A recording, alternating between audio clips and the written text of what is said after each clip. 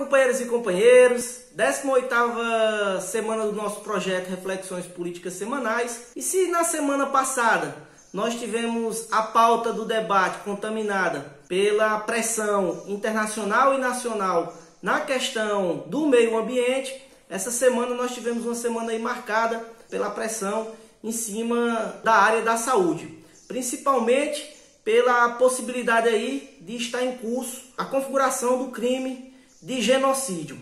O debate foi levantado pelo ministro Gilmar Mendes e que vai ganhando aí cada vez mais contornos reais do crime de genocídio, dada a gravidade com que o governo e o Bolsonaro ele vem tratando a questão da pandemia. Vejamos os fatos que confirmam essa introdução.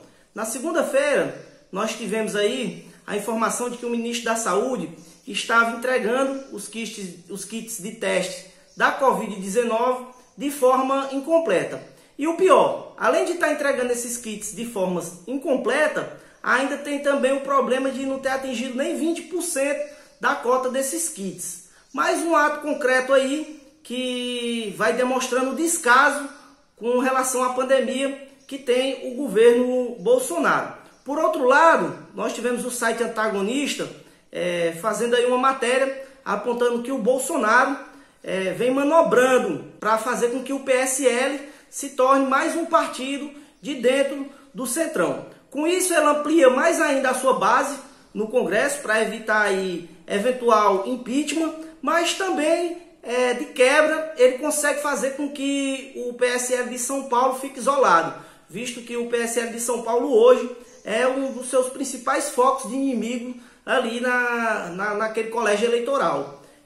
No fundo, a gente percebe aí que isso só confirma que o Bolsonaro e o bolsonistão é uma verdadeira farsa, porque pratica tudo aquilo que critica. Na terça-feira, nós tivemos o vice-presidente Mourão nos presenteando aí com o fantasma da volta da CPMF, falando que mais cedo ou mais tarde essa questão tem que ser discutida, mostrando a completa submissão do governo Bolsonaro à agenda do Paulo Guedes, pois é esse que tenta aí botar a goela abaixo programas que são completamente nocivos aos interesses da maioria da população brasileira.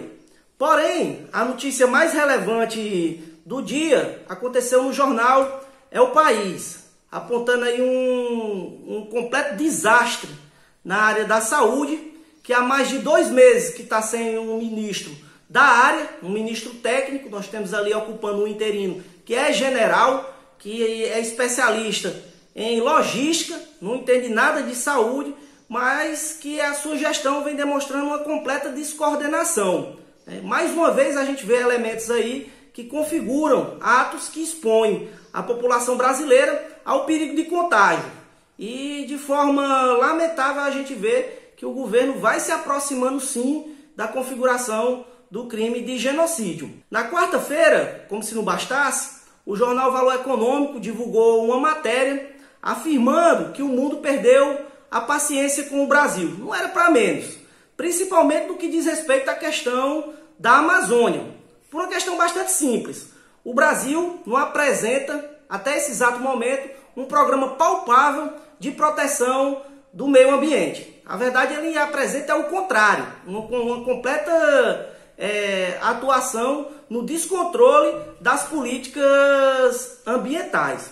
Por outro lado, foi importante do dia também, foi o fato de que o Mourão, dizendo aí que o exército da ativa precisa seguir sua missão e não aplaudir o governo. Ele falou isso em torno daquela discussão proposta pelo Gilmar Mendes, que falou que o exército, com essa atuação, vai aí se associando aos atos de genocídio do governo Bolsonaro. A gente vê um recuo aí de uma voz que é do exército nesse sentido, porque é óbvio que essa situação está ficando insustentável, mas creio ser muito difícil a essa altura do campeonato o exército se descolar da imagem do governo Bolsonaro. São parte intrínseca de uma mesma coisa. Na quinta-feira, a notícia absurda. Em plena pandemia, que deveria ser o central dos esforços nacionais que deveria acontecer, a gente vê o Rodrigo Maia, presidente da Câmara, anunciando a tentativa de fazer uma reforma tributária, o que é um absurdo completo. Isso porque a gente sabe que nesse momento o Congresso está restrito ao debate interno e não tem participação da população. A gente vê que essa tentativa é uma tentativa de implementação da agenda dos interesses do capital a despeito dos interesses da população. Uma reforma tributária nesse cenário seria muito nociva para a população como um todo. E a gente vê que é assim que trabalha essas forças de direita, né? Por outro lado, vimos um Bolsonaro preocupado em conter aí eventuais desdobramentos do alerta que o Gilmar Mendes fez acerca de uma possível responsabilização no Tribunal Penal Internacional. Penso que não há como Bolsonaro se livrar disso, porque ele trabalha diuturnamente para a propagação do vírus, colocando a população brasileira numa verdadeira situação de vulnerabilidade em relação à questão da pandemia. Isso aí é um dado concreto e que vai ter consequências nesse sentido. Na sexta-feira, para a gente terminar o nosso vídeo, tivemos de um lado o Mourão novamente voltando a defender a CPMF. Ele disse que mais cedo ou mais tarde, mas na mesma semana, já veio com esse debate novamente e afirmando ser justo o imposto nas transações eletrônicas. De novo aqui ele tenta passar mais uma vez, alegando que essa arrecadação seria fundamental para a ajuda à população, mas que na verdade atende só aos interesses do governo. Por outro lado, mais grave, o ministro da Saúde, o Pazuello, colocando que a testagem não é essencial e criticando o protocolo inicial. Aqui um problema gravíssimo. Fica patente aí a responsabilidade do governo no trato equivocado em relação à pandemia. A gente vê atos concretos do governo apontando no contrário ao que indica a OMC e ao que indica a ciência, configurando aí de fato uma certa relação com o tipo penal de genocídio. A semana termina com o governo sob forte pressão, mas determinado, profundamente determinado a passar a boiada a todo custo. Fiquemos atentos, boa semana a todos, cuidem-se e contem comigo.